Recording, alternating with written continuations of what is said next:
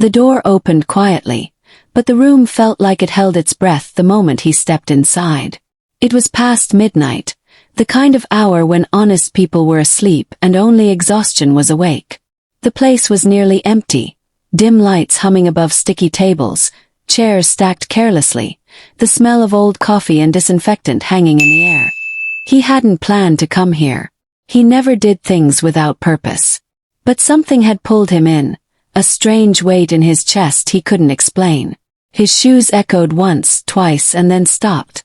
Across the room, near the far corner, a woman was wiping tables slowly, as if every movement cost her something. Her back was slightly bent. One hand pressed against the edge of the table for balance. The other dragged a damp cloth in uneven circles. She paused often, breathing through her nose, steady but strained, like she was fighting pain she refused to show. His eyes narrowed, not out of concern at first, but instinct. He noticed details. He always did. The loose uniform that didn't quite fit. The way her shoulders shook when she thought no one was watching. And then he saw it. The curve beneath the fabric. Round. Heavy. Unmistakable. Pregnant. Very pregnant. Something tightened inside him. A pregnant woman shouldn't be working like this. Not at this hour. Not like that. He took a step closer, staying in the shadows, watching as she tried to lift a chair and failed, biting her lip to keep from making a sound. She set it down slowly, one hand moving to her stomach as if to apologize to the life inside her. That was when the light caught her face. Just enough. A familiar line along her cheek. A shape he knew better than his own reflection. His breath stopped. Oh, it couldn't be. He took another step, his heart beating louder than the room itself. She turned slightly, pushing her hair back with tired fingers, and the world shifted under his feet. It was her. The woman he had buried in memory. The woman he had signed papers to erase from his life. His ex-wife. The one he told himself was gone forever. She looked thinner, older, worn down in ways that had nothing to do with time. But it was her. There was no mistake. His mind raced, trying to reject what his eyes were screaming at him. Why was she here? Why was she alone? And then his gaze dropped again, drawn back to her stomach, now clearly visible as she leaned forward to steady herself. His chest felt hollow. The math ran through his head without permission. 7 months. His jaw tightened. His hands curled into fists at his sides. He had left her months ago. Too many months ago for this to make sense. Or maybe not. He stood frozen, the most feared man in the city, unable to move, staring at the life growing inside the woman he once loved. That child couldn't be possible. Or could it? He stayed where he was, half hidden by the shadow of a pillar, as if stepping fully into the light would make everything too real. His eyes traced her movements with a sharp focus that had once saved his life more times than he could count. Every small detail cut into him. The way her feet shifted slowly, protecting her balance. The faint tremble in her hands when she wrung the cloth too hard. The pauses that came more often now, where she leaned on the table and closed her eyes for just a second too long. This wasn't just pregnancy. This was exhaustion layered on top of loneliness, carried by someone who had no choice but to keep going. Anger flared first, hot and familiar. Why was she doing this? Why didn't she leave? Why didn't she ask for help? He told himself he had no right to ask those questions anymore. He had signed away that right the day he walked out. Guilt followed close behind, heavier than the anger, settling deep in his chest. He remembered her hands once, warm and steady, holding his face when he came home bruised and bleeding, telling him he wasn't broken, even when the world said he was. He shook the thought away. This couldn't be his responsibility. It couldn't be his child. His mind reached for denial like a weapon. The timing didn't work. The past was closed. People moved on. That's how life worked. That's how he survived. But his eyes betrayed him, refusing to look anywhere else. He noticed how she avoided lifting anything heavy. How she turned sideways to fit between tables. How her breathing changed when she thought no one could hear. Each sign carved away at his certainty. Memories surfaced without warning. A small apartment filled with laughter that never lasted long enough. Late nights where she waited awake for him, pretending not to worry. The night she cried silently, back turned to him, thinking he couldn't tell. He had never asked why. He had never stayed. A sharp sound snapped him back to the present. The chair slipped from her grip and hit the floor with a dull crash.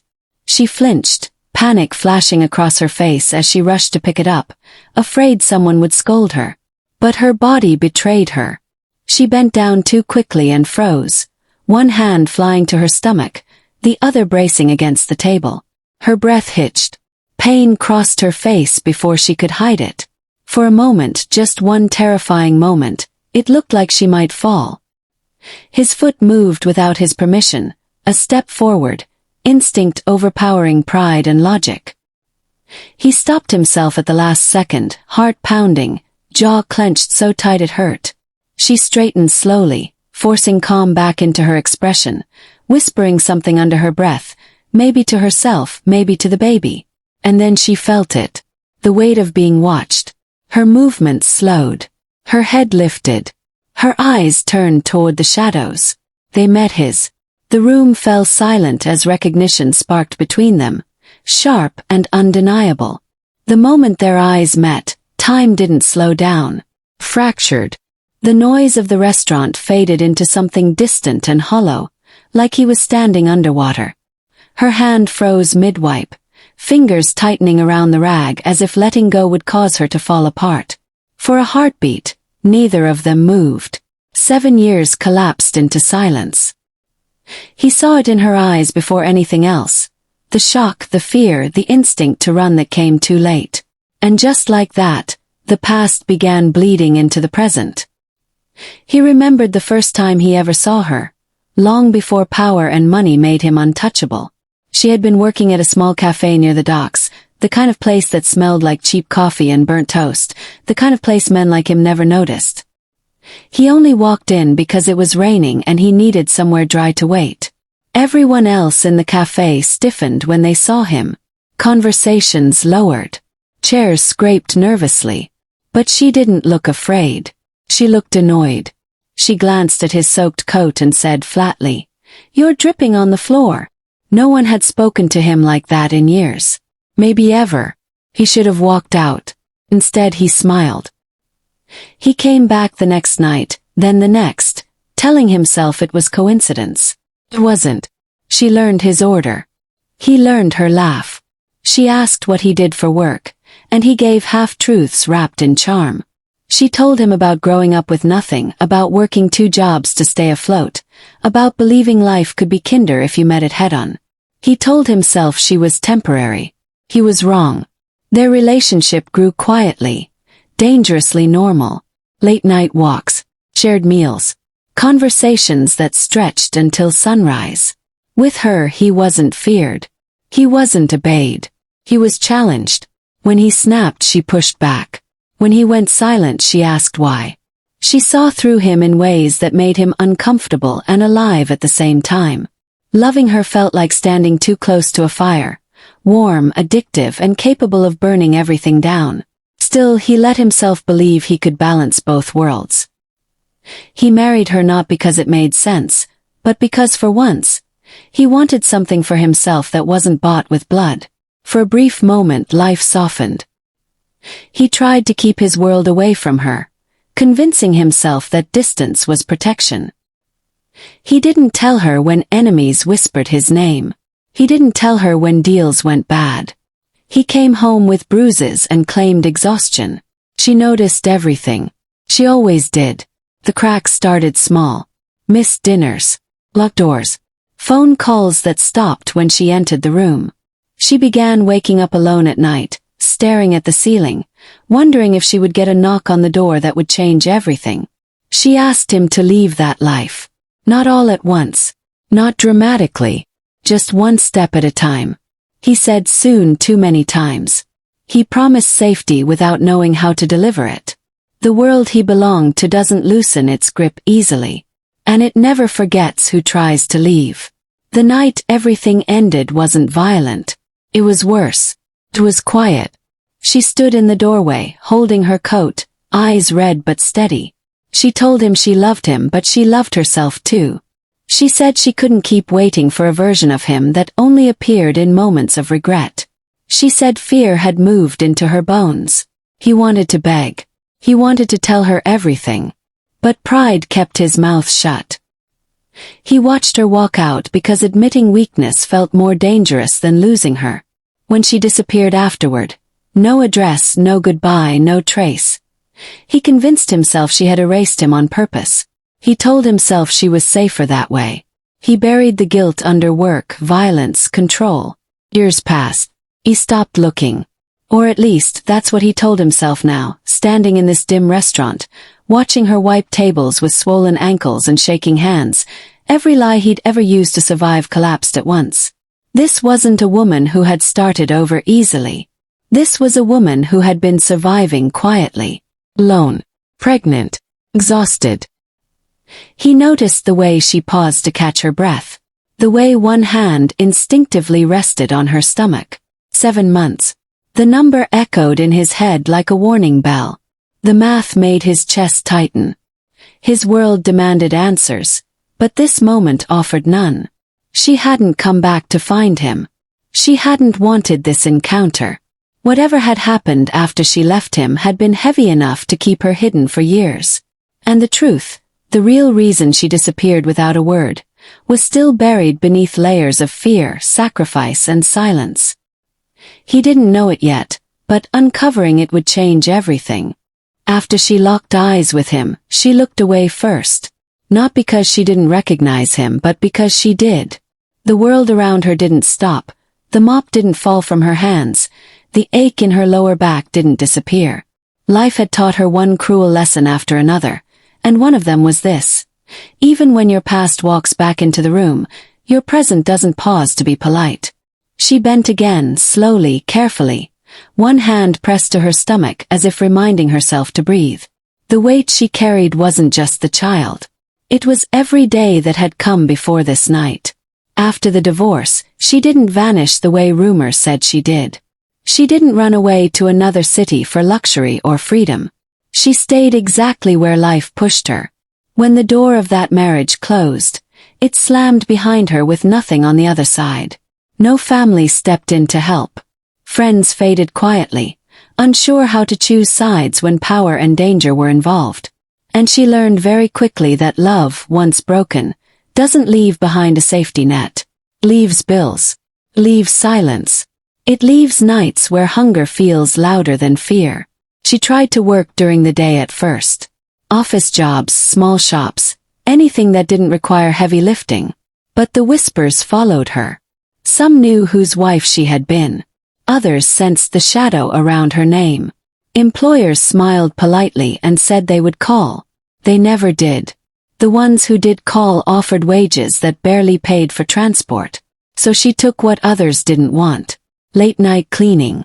Empty restaurants. Places where nobody asked questions because nobody cared. Midnight shifts meant fewer eyes. Fewer questions about why her hands shook sometimes, or why she flinched when men raised their voices. Loneliness settled in quietly. It wasn't dramatic. It didn't arrive with tears every night. Came in small moments. Eating alone in silence. Walking home with her head down. Sitting on a bed that felt too big and too empty. She learned to speak less. To hope less. To survive more. When she found out she was pregnant, she was already living this way. No one held her hand when the doctor told her. No one asked if she was ready. The room smelled like antiseptic and reality. 7 months later, she still remembered the sound of that heartbeat, fast and stubborn, like it refused to ask permission to exist. First, fear was louder than joy. Not fear of the child, but fear of the world she was bringing it into. She calculated everything. How many hours she would need to work. How much rest her body could afford. What she could give up to keep the baby safe. She stopped buying anything unnecessary. New clothes were out of the question. Proper meals became rare. Some nights, she told herself hunger made her stronger, because the alternative was admitting she had nothing left to sacrifice. The pregnancy changed her body faster than her circumstances. Her stomach grew, her energy disappeared, and the work became harder. Managers didn't care. Pregnancy wasn't their problem. They didn't offer shorter shifts or lighter duties. They just watched to see if she would quit. They didn't. Every night she cleaned tables while her back screamed and her feet burned. Every night she whispered apologies to the child growing inside her, promising that one day would be different, even if she had no idea how. She never told him. Not when she first found out. Not when the baby kicked for the first time. Not when the nights became unbearable. It wasn't revenge. It wasn't pride. It was protection. She knew the world he lived in. She had loved him deeply enough to see the danger beneath the charm. Telling him would pull her back into a life she barely escaped. Worse, it could place the child directly in the path of enemies who didn't hesitate. Silence felt safer than hope. There were moments late at night when she almost broke. When she stared at her phone and imagined dialing his number. She wondered if his voice would still sound the same. If he would care. If he would accuse her. She imagined his anger more clearly than his compassion. So she put the phone down every time. She chose loneliness over chaos. She chose exhaustion over fear. She chose to carry this secret alone. That night, cleaning tables at midnight, she never expected fate to be cruel enough to bring him back like this. She didn't plan the encounter. She didn't want it. When she felt her legs weaken and had to grip the edge of a table to steady herself, she hoped he hadn't noticed. She hoped he would leave. She hoped the past would pass through without touching her again. But hope has a way of betraying the people who rely on it too much. From his side of the room, he watched her struggle, unaware of the full weight she carried but sensing enough to feel something twist inside him. He didn't know the nights she slept hungry. He didn't know how many times she cried quietly so the baby wouldn't feel her shaking. He didn't know she had already chosen a name, already imagined a future that didn't include him. To him, she was a ghost that refused to explain itself. To her, he was a door she had locked for a reason. As she finished wiping the last table, her hands trembled. The baby moved again, a sharp reminder that time was running out. She pressed her palm to her stomach, breathing slowly, grounding herself in the only truth that mattered now. Whatever happened next, this life inside her depended on her strength. She straightened, lifted her head, and walked toward the back room without another glance in his direction. She chose not to tell him about the pregnancy. And in that moment, the secret became heavier than ever, because he was no longer just part of her past. He was standing right there, watching, and the truth was only one sentence away from destroying everything she had built to survive. He didn't plan to speak. At least, that's what he told himself as he stood there, watching her disappear toward the back hallway. For a man used to control, to commands that were obeyed instantly, this hesitation felt unfamiliar, dangerous even. His chest felt tight, his jaw locked, his mind racing between rage and something far worse, regret. If he let her walk away now, he knew something inside him would never settle again. So before logic could stop him, before pride could remind him of who he was, his voice broke the silence. He said her name, just once, low, careful, enough to reach her without drawing attention. She froze, not slowly, not dramatically, completely, as if her body had been waiting for that sound and feared it more than anything else. Her shoulders tensed, her breath caught, and for a second she didn't turn around. She hoped, foolishly, that pretending not to hear would undo reality. But footsteps followed. Measured, heavy, closing the distance she had tried so hard to maintain. "Don't," she said quietly, finally turning halfway, her face pale under the harsh lights. It wasn't a request. It was panic wrapped in a single word. She took a step back, instinctively shielding her stomach with her arm, as if he might reach for it, as if words themselves could cause harm. He stopped a few feet away.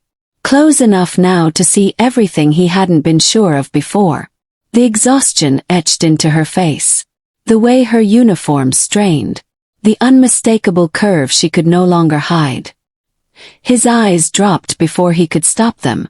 The world narrowed. Sounds dulled. His mind latched onto one truth and refused to let go. She was pregnant. Very pregnant. His throat tightened. How far along? She shook her head immediately. It's not your concern.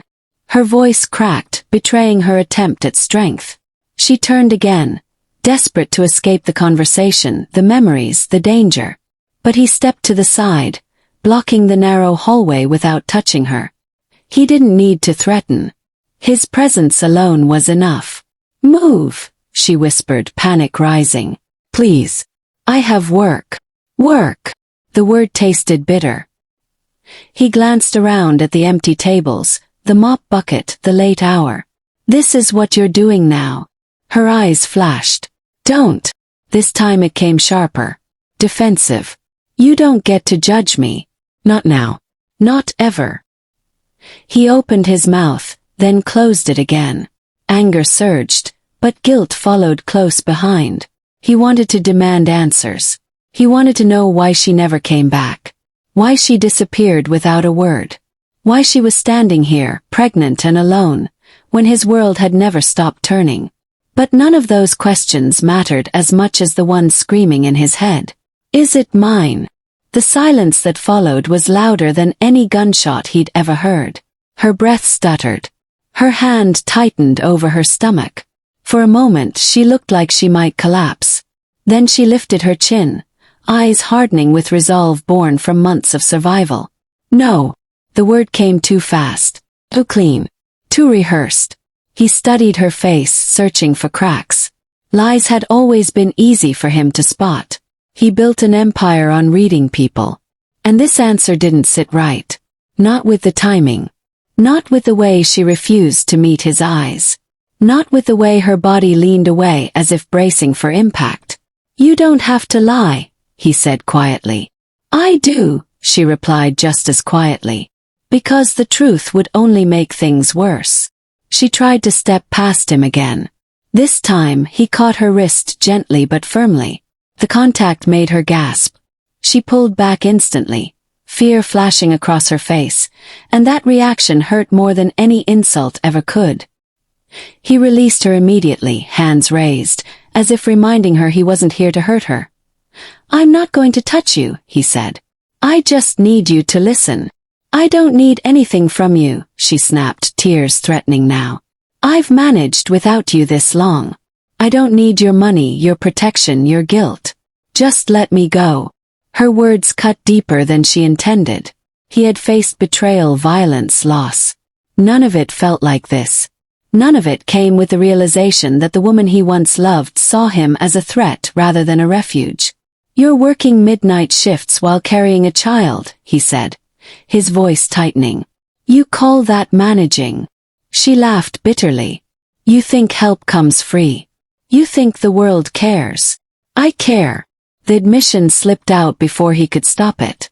Simple, honest, dangerous. For a moment, her expression faltered. Then she shook her head again, faster this time, as if trying to erase the weakness. Caring isn't enough. It never was. She stepped back fully now, putting space between them. Around them, the room felt suddenly smaller, heavier. Neither of them noticed the man sitting at the far corner table, watching. He had arrived quietly. Too quietly. His eyes weren't on the woman or the tension between them. They were fixed on the man standing in front of her. Recognition sparked. Low. Calculating. The confrontation continued, unaware. You can't keep doing this, he said. You need rest. You need. I need you gone, she interrupted. Before someone sees you. Before this becomes something it can't be. He frowned slightly. What are you talking about? Her gaze flicked nervously around the room. She knew the risks. She knew who he was and what followed him wherever he went. This place was fragile, quiet, safe in its anonymity. His presence shattered that illusion. Too late. The man at the corner table stood.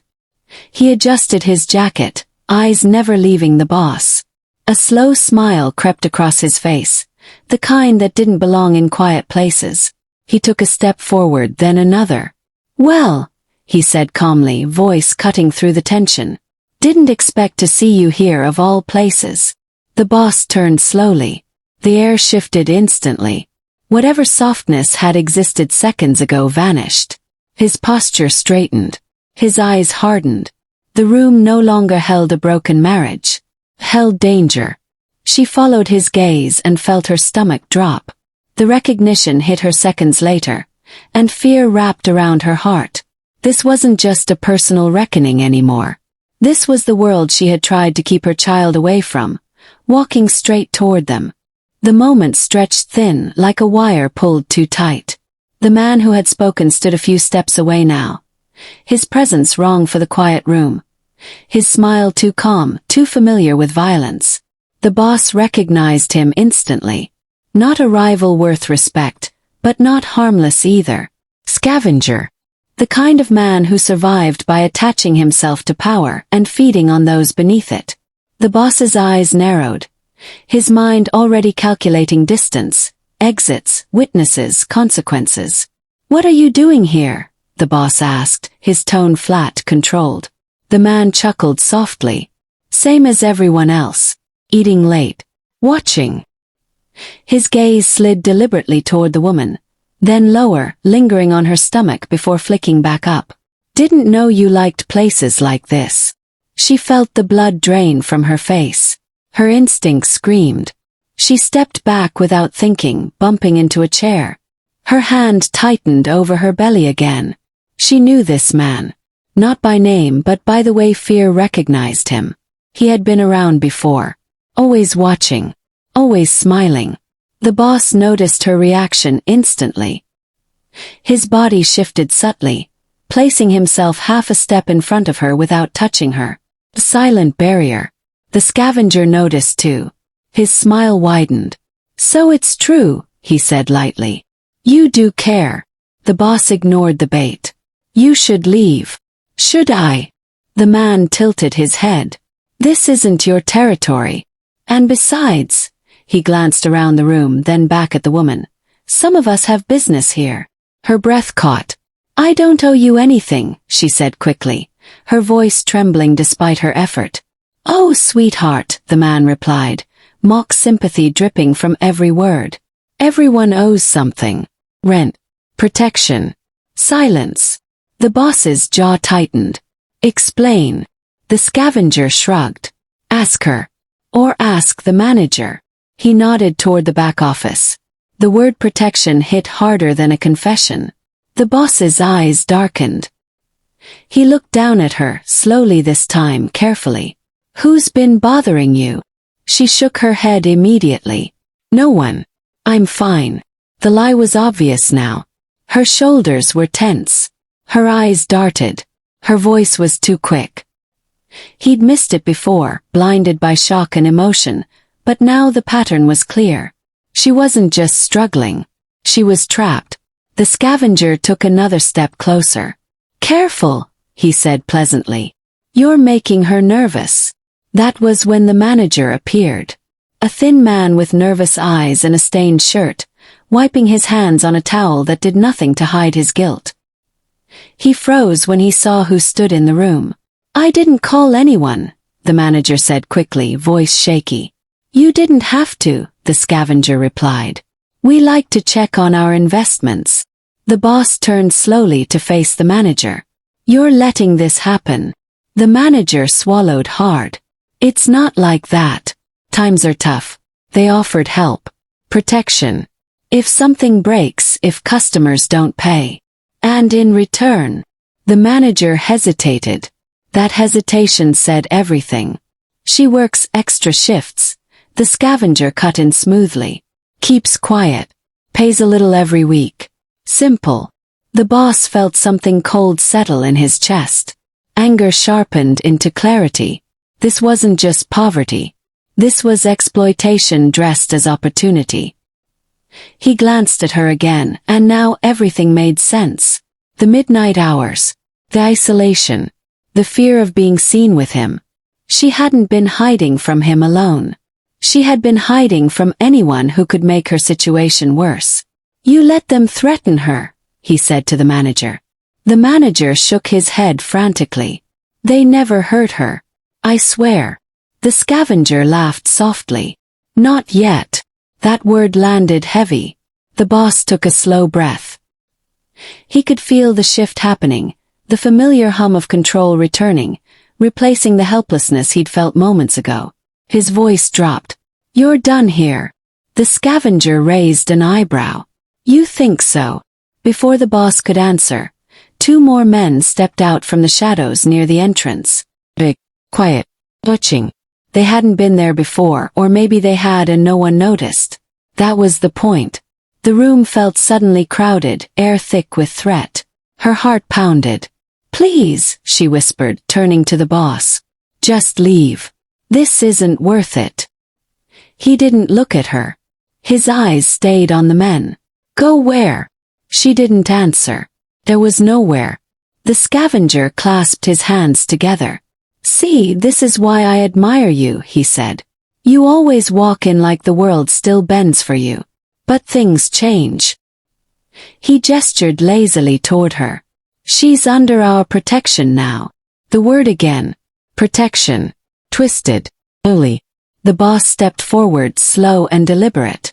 The thugs tensed. The scavenger's smile faltered just a fraction. "You threaten a pregnant woman," the boss said calmly. "In front of me."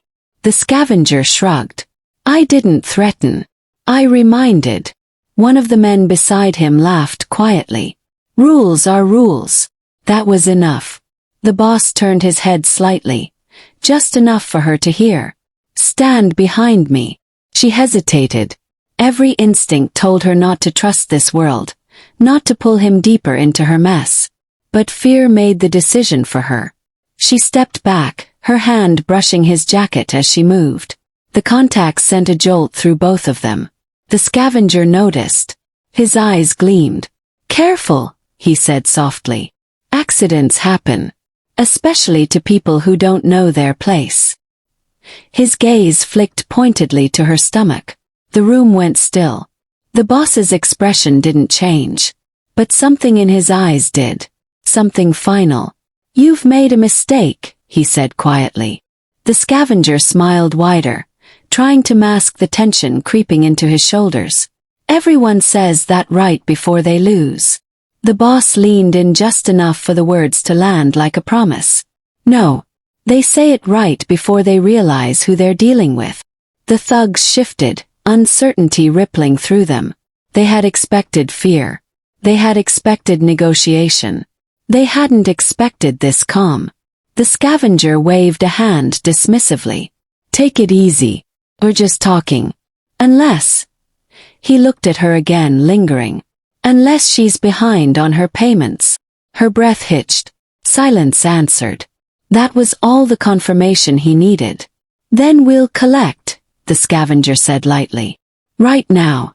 One of the men took a step toward her. Before anyone could react, the boss moved. Rest. Controlled. He didn't strike. He didn't shout. He simply stepped fully between them. His presence absolute. His voice low and deadly calm.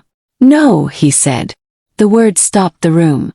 The scavenger stared at him, realization finally dawning, not of who he was, but of how far he was willing to go.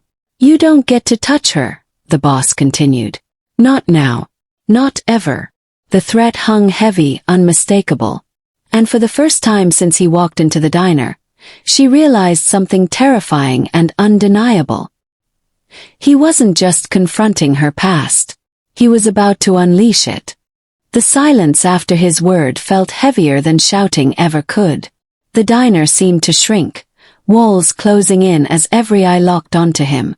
The scavenger tried to laugh it off, but the sound came out wrong, thin and unsure. He had pushed too far, and somewhere deep inside he knew it. The boss didn't raise his voice or threaten. He simply stood there, steady, unmoving, like a door that would not open no matter how hard you pushed. "You don't understand," the scavenger said, attempting bravado. "This doesn't concern you." The boss finally turned his head, slow and deliberate, and met his eyes fully. Everything in this room concerns me now. Something in his tone shifted the air. It wasn't anger. It was certainty. The kind that doesn't argue, doesn't explain, doesn't need approval. One of the thugs swallowed hard. Another subtly stepped back. These men were used to fear, used to dominating weak spaces, but they had learned long ago that real danger rarely announced itself loudly. The scavenger narrowed his eyes. You think you can just walk in and... I don't think, the boss interrupted calmly. I decide. He reached into his jacket slowly. No one moved. No one breathed. He didn't pull out a weapon. He pulled out his phone. He unlocked it, tapped once, and held it up just enough for the scavenger to see the screen. Name. Symbol. Recognition hit instantly. The scavenger's face drained of color. You're lying, he whispered. The boss tilted his head slightly. Call it. The scavenger hesitated, then fumbled for his own phone, hands shaking now. He dialed. Rang once.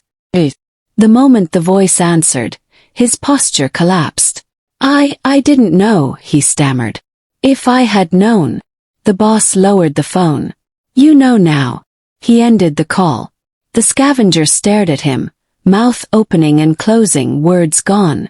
The room felt suddenly too small for him, too exposed. You work in places where people don't have choices, the boss said quietly. You mistake silence for permission. He glanced toward the woman behind him, then back. That ends tonight. One of the thugs spoke up nervously. We were just following orders. The boss didn't look at him. Then you should be very careful who you follow. He tapped his phone again. This time he spoke briefly, his voice low and controlled, words coded but clear. He ended the call and slid the phone back into his jacket. You have 5 minutes, he said to the scavenger. Leave this place. Leave this city. If I see you again, it will be the last time anyone does. The scavenger's pride fought briefly, then vanished under the weight of survival. He nodded rapidly. Of course. Immediately. The thugs didn't wait for further instruction. They moved fast, chairs scraping as they backed toward the door, eyes down, bodies tense. The scavenger followed last, casting one fearful glance back before disappearing into the night. The diner felt hollow after they left. Like a storm had passed through without touching anything, yet nothing felt the same.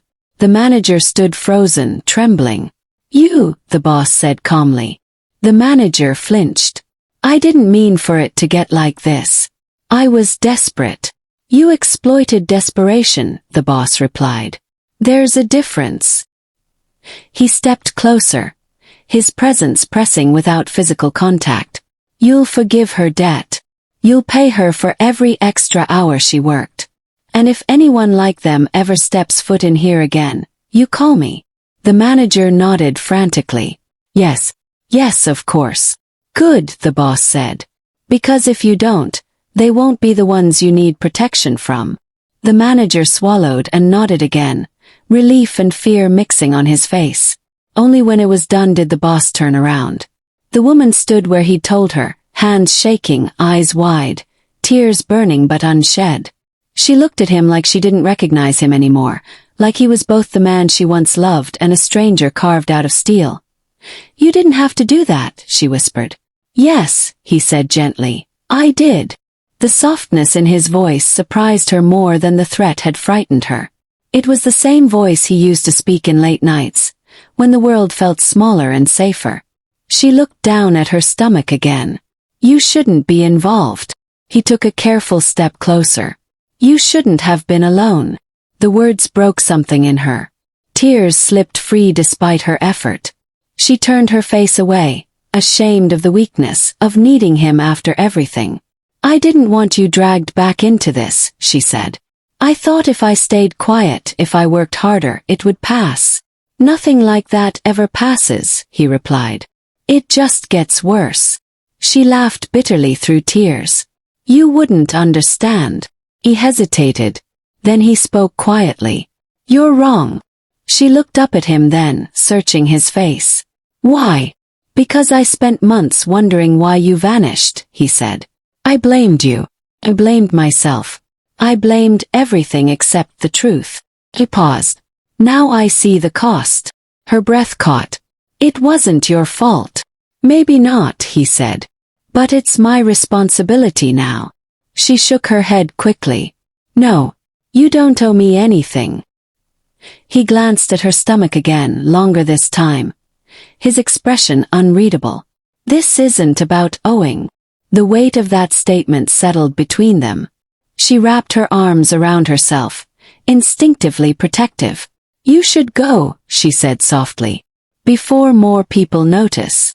He nodded slowly. I will. Relief flickered across her face, followed by something like disappointment she didn't want to name. But, he continued, this isn't finished. Her chest tightened. What do you mean? He looked toward the door, then back at her. Men like that don't disappear quietly. They retreat. And when they do, they plan. Fear returned to her eyes. So what do I do? You don't do anything, he said firmly. You rest. You stop working nights. You take care of yourself. And you. He allowed himself the smallest smile. I make sure no one ever puts you in danger again. The promise was calm, almost gentle, and that made it more frightening than any threat she'd heard before. As he turned to leave, she called his name. He stopped but didn't turn around. Why now? She asked. After all this time. He paused, the weight of years pressing against his back. Because I walked in expecting nothing, he said. And I found everything I lost. He left then, the bell over the door ringing softly behind him.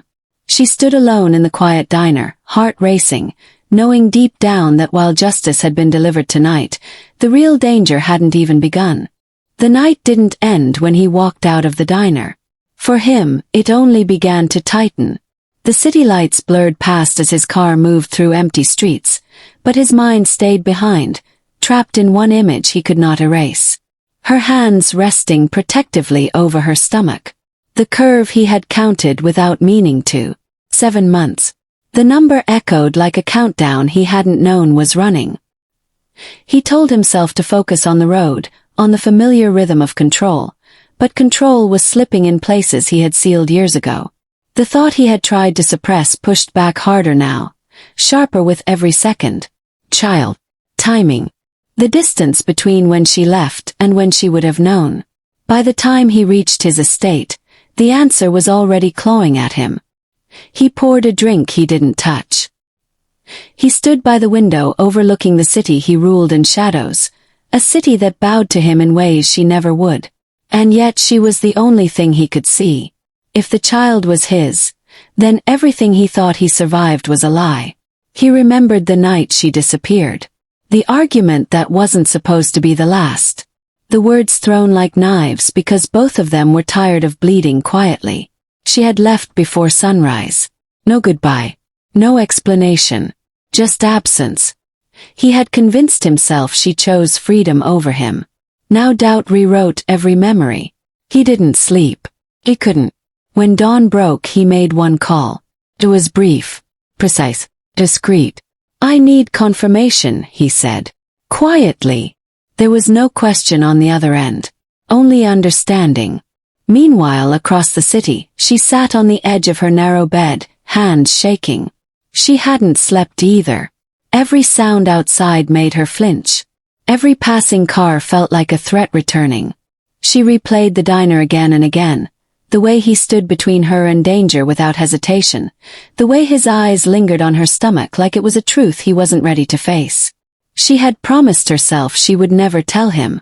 Not out of spite. Out of fear. Fear that his world would swallow her again. Fear that the child would grow up marked by violence before it could even speak.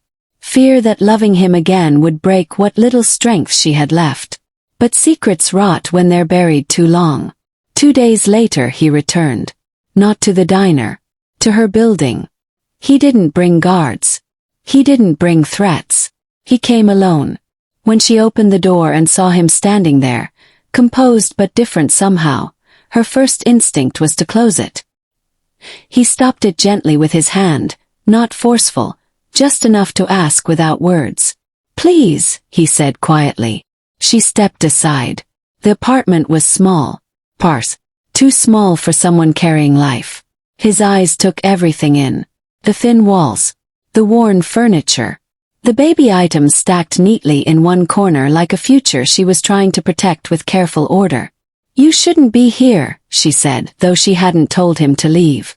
"I know," he replied. "But I need the truth." Her breath caught. She had known this moment would come. She just hadn't known it would feel this heavy. He didn't sit. He didn't pace. He stood still like a man bracing for impact. "When you left," he said, "were you already pregnant?" Silence answered first.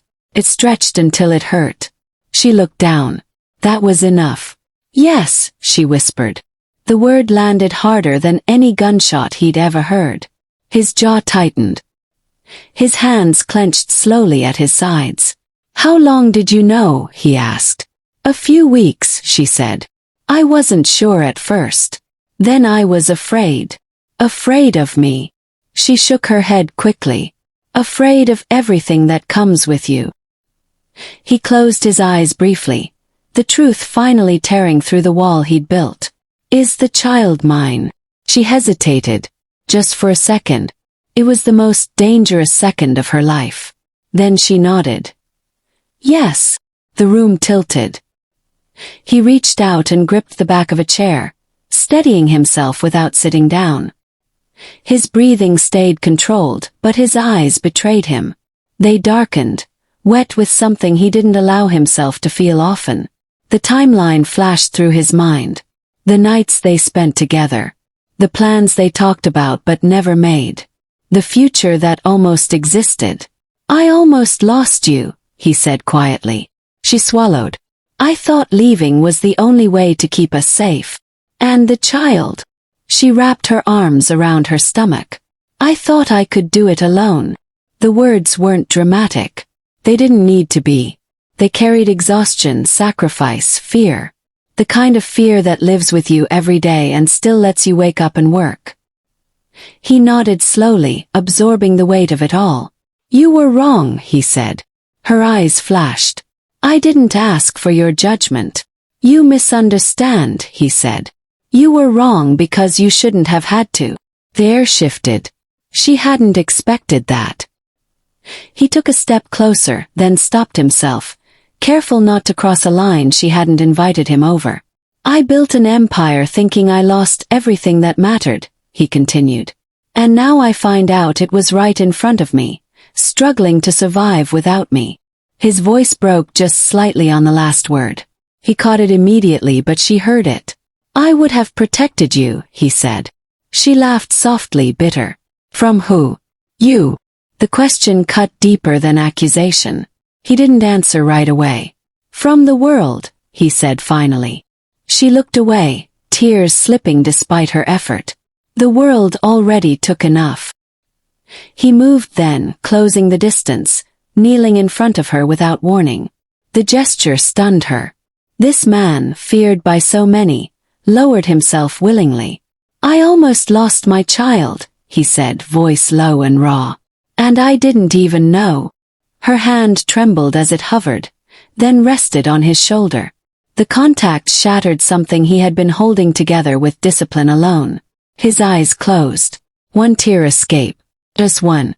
"I won't make that mistake again," he said. She whispered. "This changes everything." He looked up at her. "Yes." Outside, the city continued as if nothing had changed. Inside that small apartment everything had. And as the truth settled between them, he realized with terrifying clarity how close he had come to losing not just his past, but his future. The truth sat between them like something fragile, something that could break if either of them breathed the wrong way. He stayed kneeling for a moment longer than necessary, then slowly stood, creating space instead of taking it. That alone was new.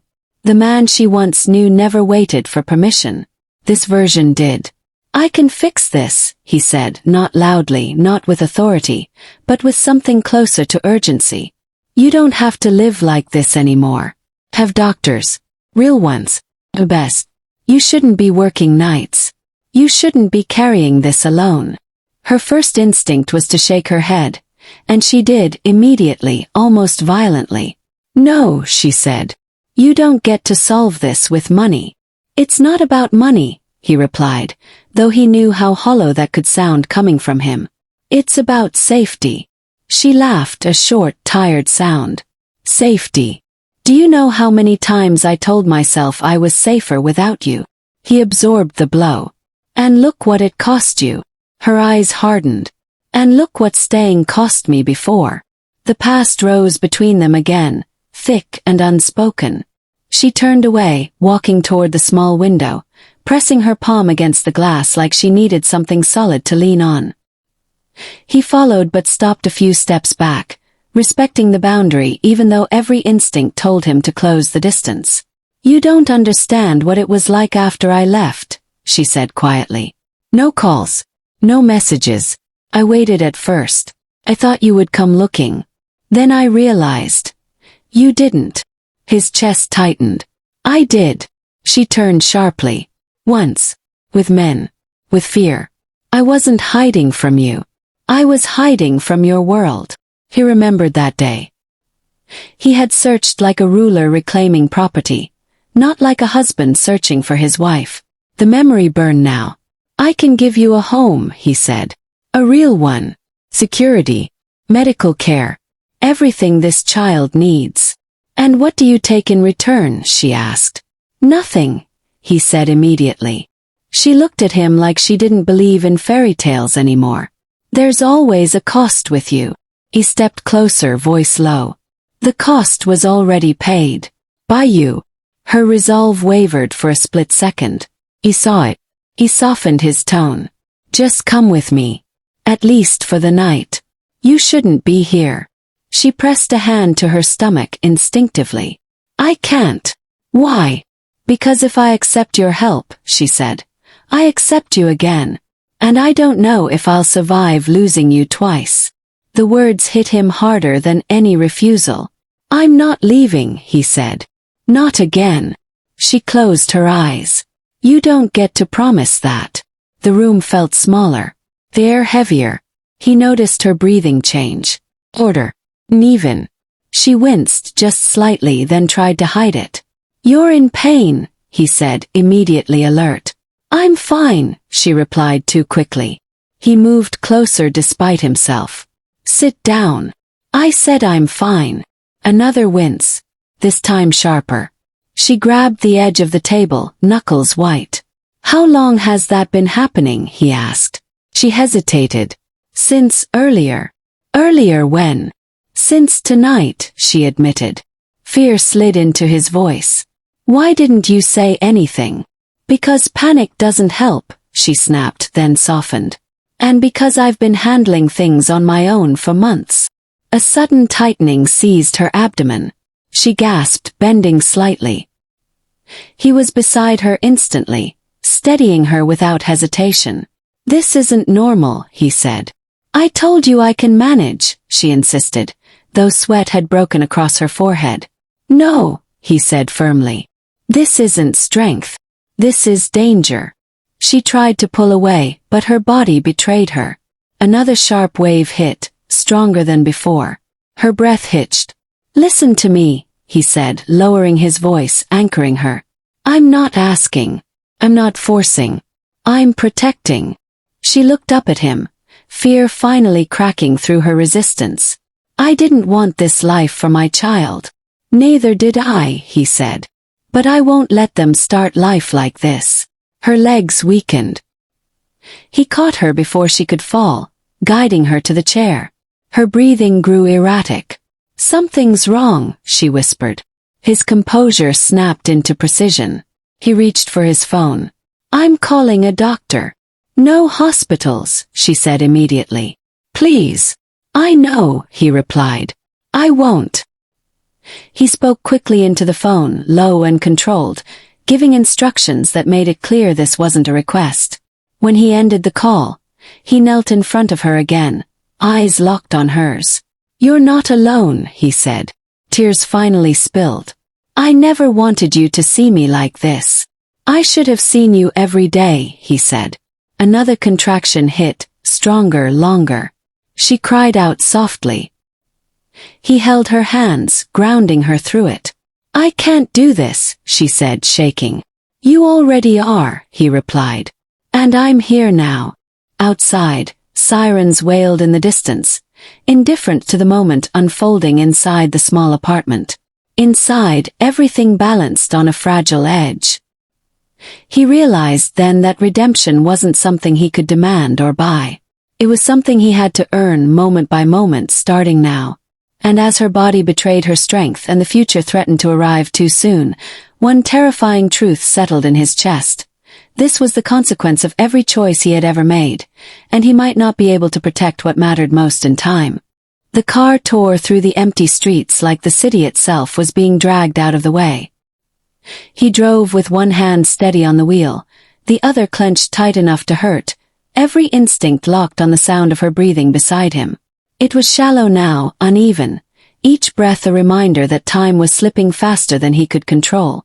She was pale, sweat soaking through her clothes, her hands gripping the seat as another wave hit and stole her voice. "Stay with me," he said, not commanding, not threatening, just anchoring her to the moment. "Look at me." She tried. Her eyes fluttered, unfocused. "It's too early," she whispered. "It's not time."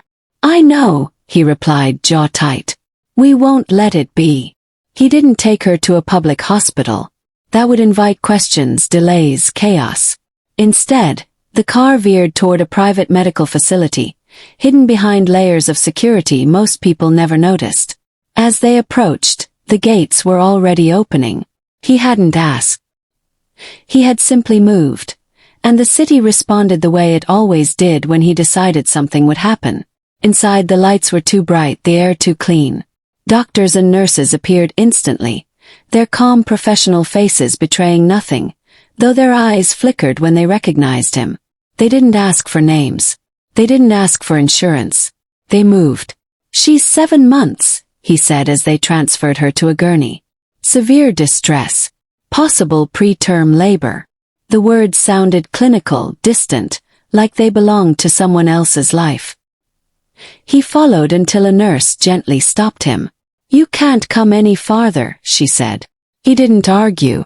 He didn't threaten. He stood there, fists clenched, watching the doors swing shut and swallow her whole. For the first time in years, power meant nothing. Minutes stretched into something cruel. He paced once, then forced himself to stop. Pacing was for men who didn't know what to do. He knew exactly what to do. He pulled out his phone and made 3 calls. Each one was short, each one precise. Specialists were rerouted. Equipment prepared. Blood ready. Nothing was left to chance. Still waiting stripped him down. He sat, elbows on his knees, staring at the floor. The image of her earlier, refusing his help, replayed again and again. He had thought strength meant control. Now he understood it meant responsibility. A doctor finally approached. Middle-aged, experienced. "She's in active distress," he said quietly. "We're stabilizing her now. And the baby." The doctor hesitated. That hesitation was everything. "We're monitoring both." It wasn't enough. "I need certainty," he said. "You need patience," the doctor replied, not disrespectful, just honest. "This isn't something force can solve." He nodded once, even though every instinct rebelled. Inside the operating room, she drifted in and out, voices blending together. She felt hands on her, heard instructions, felt pressure, pain, fear wrapping around her tighter than any memory. Her thoughts went to one place only. Child. The life she had fought so hard to protect, even when it meant walking alone. Hours felt like seconds and seconds like hours. Outside, he stood when the doors opened again, breath held. The doctor stepped out, mask lowered, expression unreadable. "She's stable for now," he said.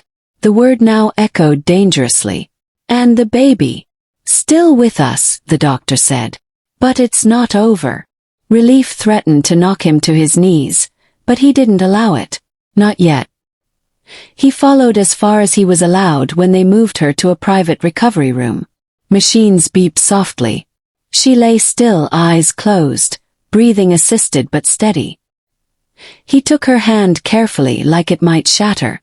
"I'm here," he said, though she couldn't hear him. "I won't leave." Time slowed again. Nurses came and went. Dates were cautious, professional, neutral. Every neutral word felt like a knife balanced on its edge. Then the doctor returned, face more serious than before. He gestured for him to step aside. "There's something you need to understand," he said. "The stress on her body has been building for months." "Because she was alone," he replied flatly. The doctor didn't argue. "Because she was under strain," he said instead. "Physical and emotional. And now we're at a crossroads." The words chilled him. "Explain." "The baby's heart rate has been unstable," the doctor said. "If it worsens, we may be forced to deliver early." "How early?" "Tonight," the doctor said. Silence dropped between them. "She's 7 months," he said. "I know. And the risks." The doctor met his eyes. "For both of them." The world narrowed to that single sentence. For the first time, he felt the full weight of his legacy, not as power, not as fear, but as consequence. Everything he had built. Every enemy he had made. Every night she had spent cleaning tables while carrying his child. "What do you need?" he asked quietly. "Time," the doctor said.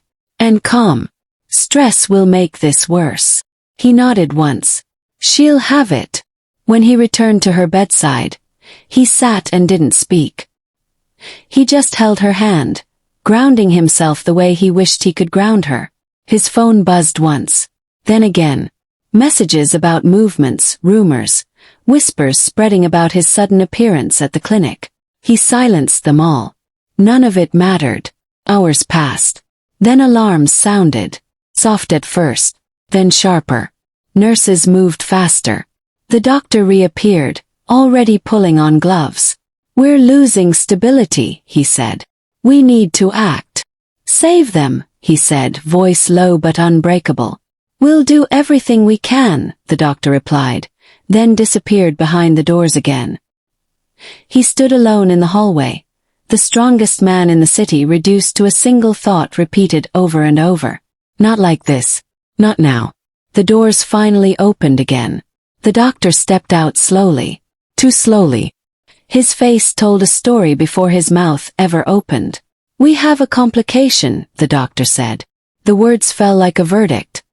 The hours after the complication passed in fragments, like time itself had broken apart. There was no clear beginning or end, only moments stitched together by fear and hope in equal measure. He didn't remember sitting down, only realizing later that he was seated, his back against the wall, his hands pressed together as if holding something invisible. Every sound from behind the doors felt louder than it should have been. Every silence felt dangerous. When the doctor finally returned, it was not with urgency this time, but with weight.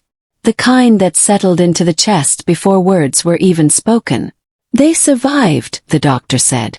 The word survived hit harder than relief ever could. His breath left him in one long, shaky exhale, and for a moment he couldn't speak. Survival wasn't victory. It was a second chance.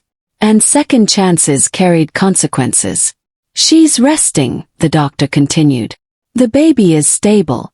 Fragile but stable. We'll need to monitor closely." "Can I see her?" he asked, voice rough. The doctor studied him for a second, then nodded. Briefly. "Keep it calm." He almost laughed at the irony. Calm had never followed him anywhere. But he nodded and followed, each step heavier than the last. She looked smaller now, swallowed by the hospital bed, machines quietly doing what her body had been forced to do alone for months. Her face was pale, but peaceful in a way he hadn't seen in years.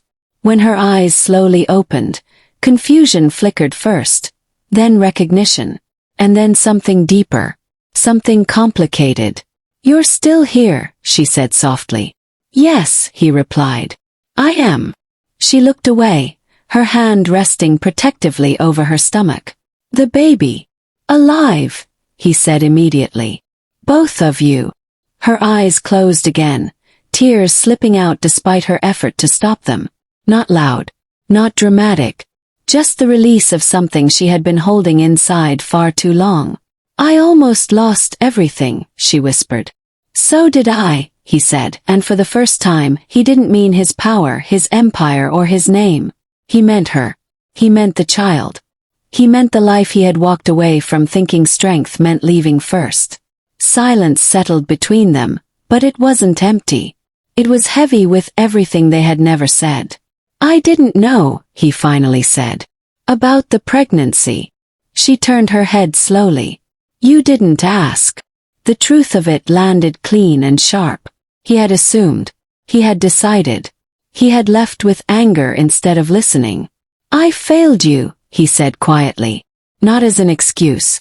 Not as a plea. As a fact. Her breath caught. She hadn't expected that.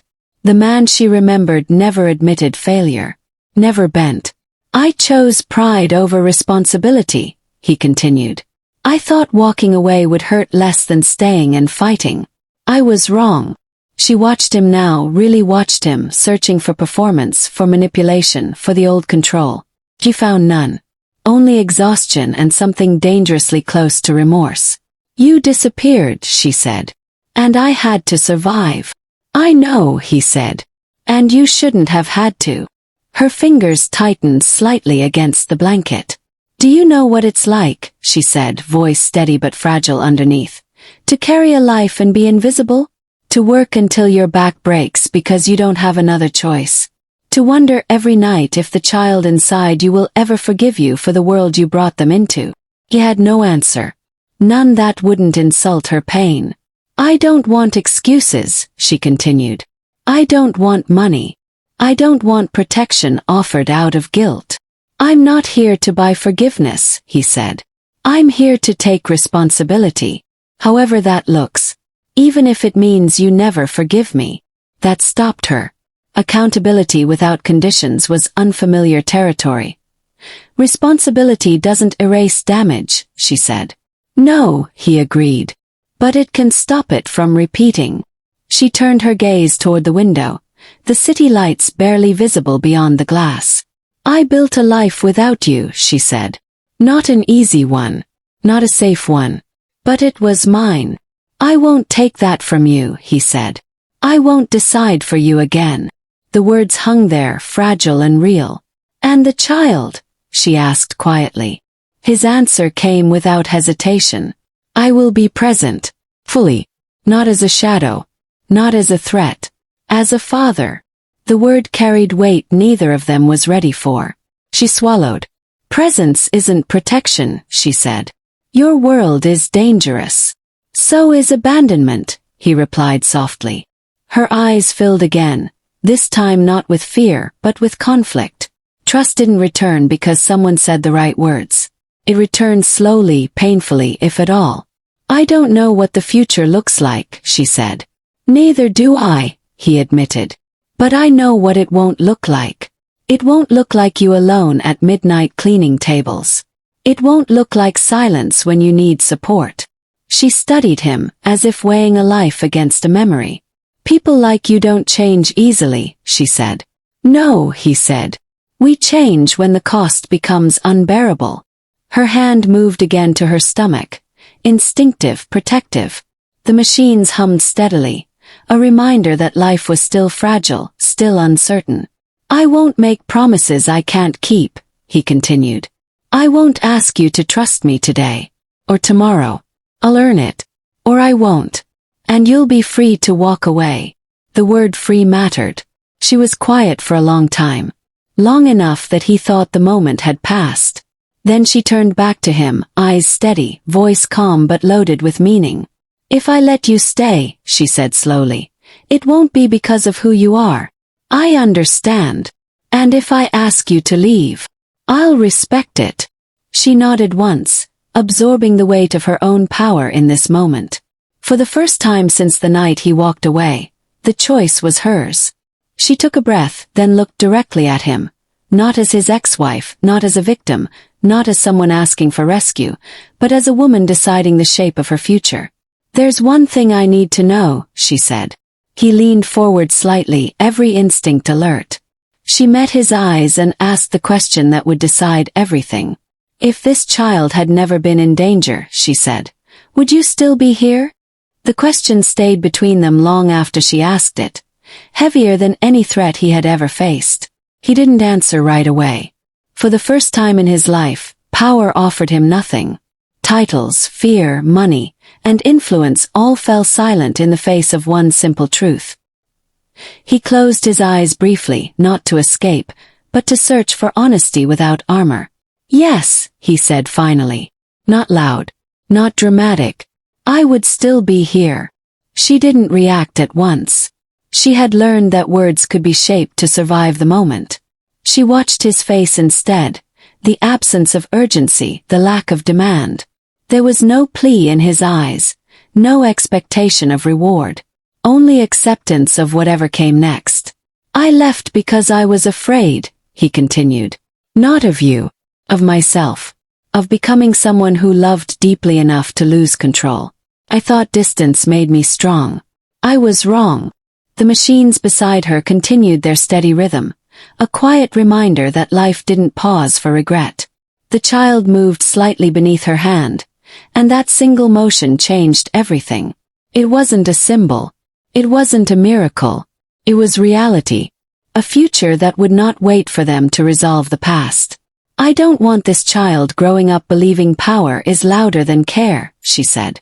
"Or that love disappears when things get hard." "They won't," he said. "Not if I have anything to say about it." She exhaled slowly, as if letting go of a weight she had carried alone for too long.